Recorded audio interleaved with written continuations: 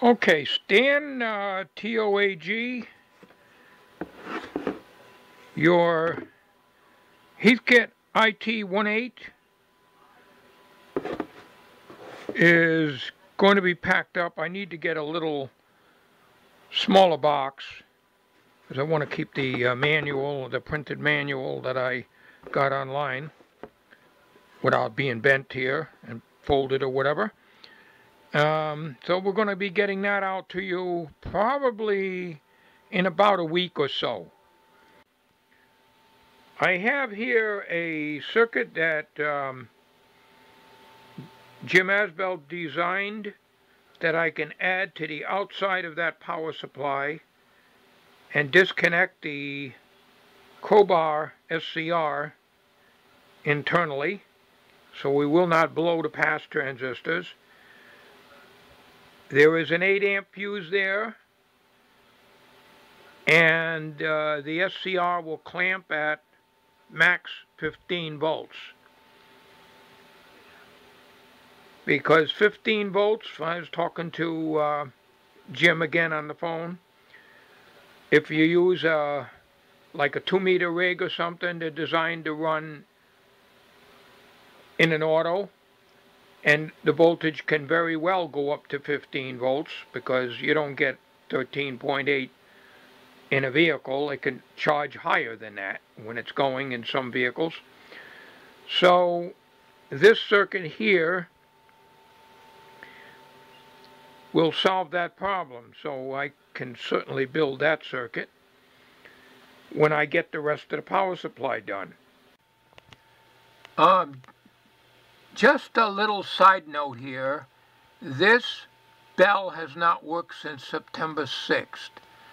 Now, the only one that came through on the bell after September 6th is Buzz 1151.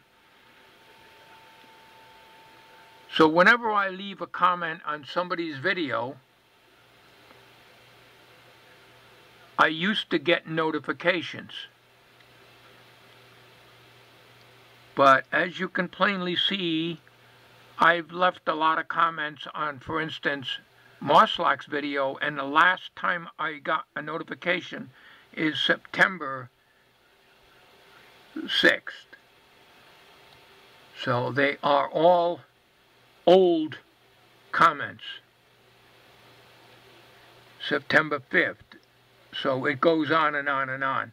So for some reason, Buzz 1151 came through 5 days ago, but that's the exception. So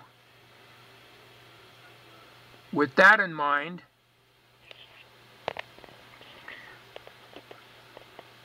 if I leave a comment on somebody's video,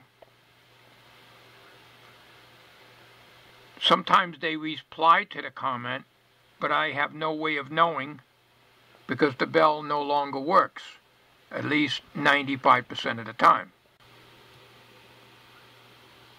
It looks like on this last video here, there was only a few comments because it's pretty well covered, I guess. The subject is probably pretty well exhausted.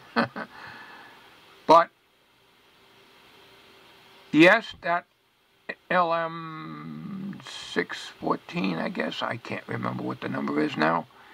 Yeah, LM614. I just can't remember these numbers. Anyways, appears to be okay with the test that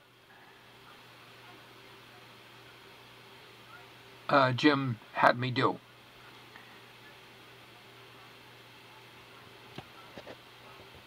So without beating this subject anymore here, we will wait till the transistors come in, put those in, and put in the SCR board, disconnect the SCR, and monitor the output. That way we don't wipe out the pass transistors. Yes, we're still running the dehumidifier, and I am kind of confused with all the ratings of dehumidifiers. This is supposed to be a 30 pint. A pint is 16 ounces. So 30 times 16. My wife figured it's about, what, 3.5 gallons? That don't sound right. When I dumped this the other day, I took a gallon milk jug of water, poured it in, and poured another quarter of a gallon before that thing filled up. So it's really a gallon and a quarter, not 30 pints. But all your dehumidifiers are rated that way. Why, I don't know. But the tray does not hold 30 pints. The damn thing would have to, the tray alone would have to be as big as the dehumidifier itself. Anyways, we now have the AC off, but we're still dumping 8 or 9 hours, sometimes 10, we're dumping a gallon and a quarter of water. So we still have moisture in here. But it's not a musty smell. They're very, very slight. My wife will notice it when she walks in. But nowhere near as bad. So the answer is we have to run dehumidifiers until this weather, things ever dry out. Which I sometimes wonder we may be never drying out. Beginning to forget what the sun looks like. Finally, we're getting some sunlight and things may be drying out. So there is a little hope at the end of the tunnel. I want to get Uncle Dorkel out on the bench, but it's kind of muddy right by the workbench down there. Because as you saw the other day, I was walking through the yard and it was flooded in that area and flooded in where the step is going into the shed. And walking in the yard is like walking on a sponge because everything is saturated. But it feels so good to have some sun out here. And I can maybe get to do something. I can't do the body work on the van yet. We've got other things that we got to do, and I need several days to do that. The wife's got the big van now. She had to go to the foot doctor, so she has to give that a run, and because the temperatures are like in the upper 60s right now, maybe even 70 degrees, and a low humidity for a change. So I figured we'd take that out and run it. But I noticed the back doors, everything's wet in there too. So the door seals are leaking, but I think that always was the case. And on the driver's side, in the back of the driver's seat, that carpet is wet. So I don't know.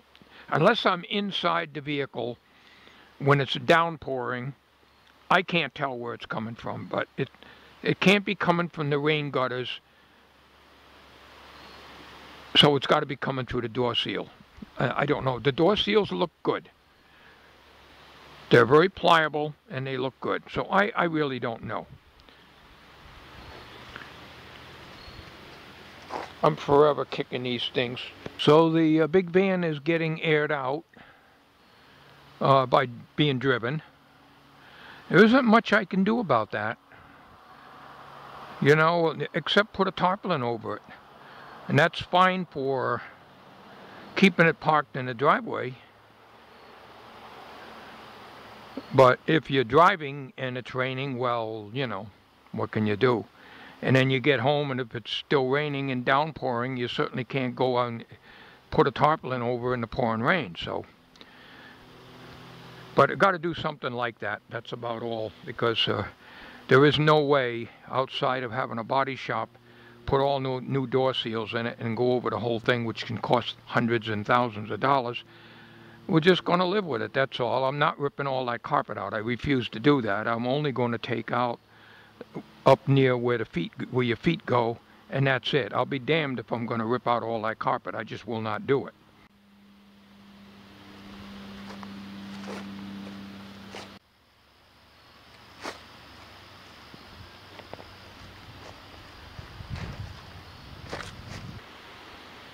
It kind of dried up, but it gets in your shoes and it makes it almost impossible to clean your shoes off going into the house.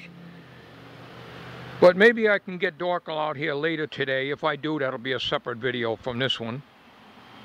This is not a very exciting video,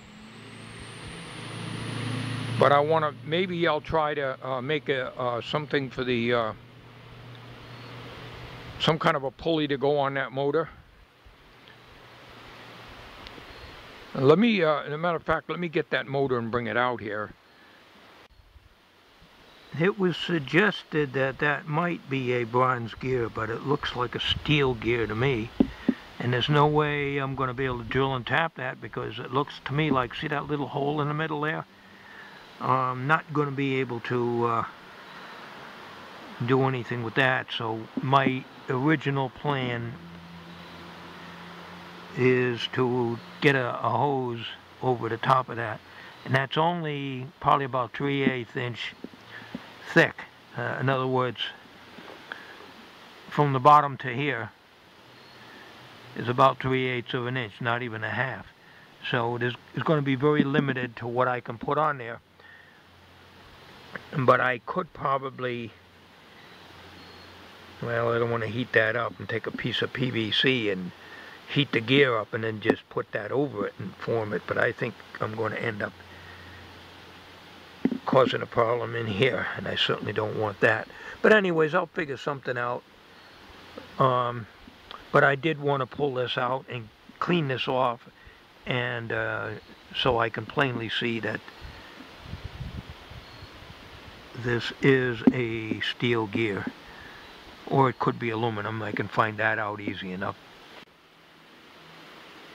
So that's the story there. So I'm not going to pull Dorkel out yet. I'm not going to pull him out at all until I can make some kind of a pulley to go on here. And I can't use the same arrangement that I made on the other motor. I would have to come up with a maybe a piece of PVC going over this. And I don't have any JB Weld. Otherwise, I was going to say I can get a piece of white PVC tubing at Home Depot, unless I got some pieces that would fit over that, and put some JB Weld on this and just push the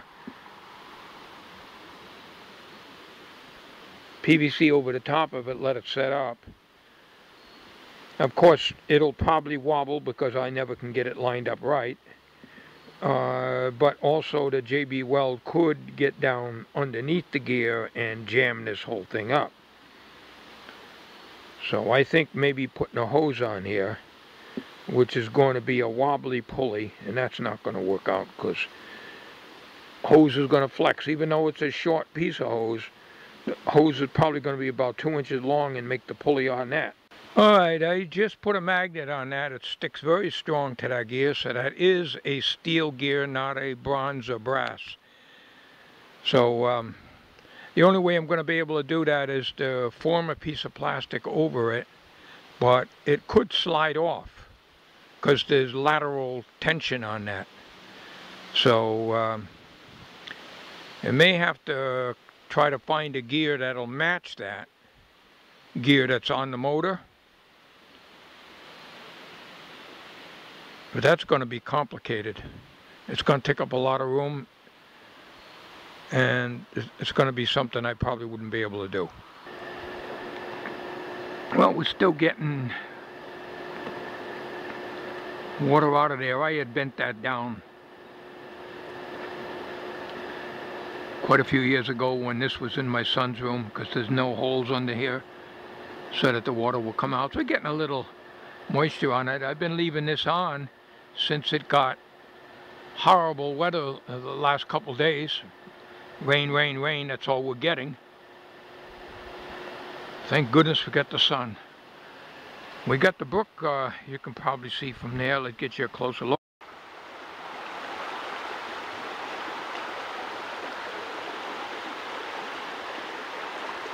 Yep, a lot of water.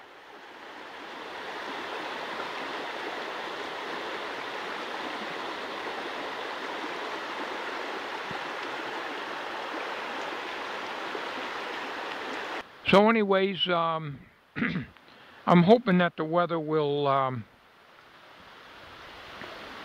stay good like this. We'll catch the 5 o'clock weather guesses and see what they got to say. I'm almost afraid to put the TV on because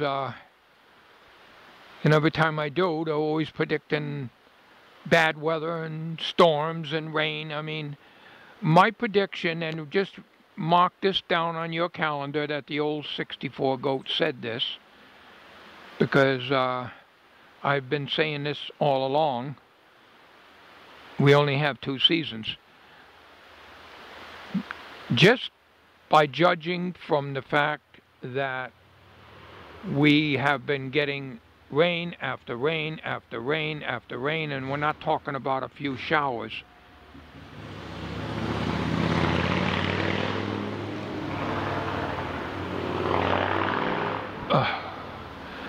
We're talking about downpours, thunderstorms, torrential rains 3 or 4 times a week for the most part.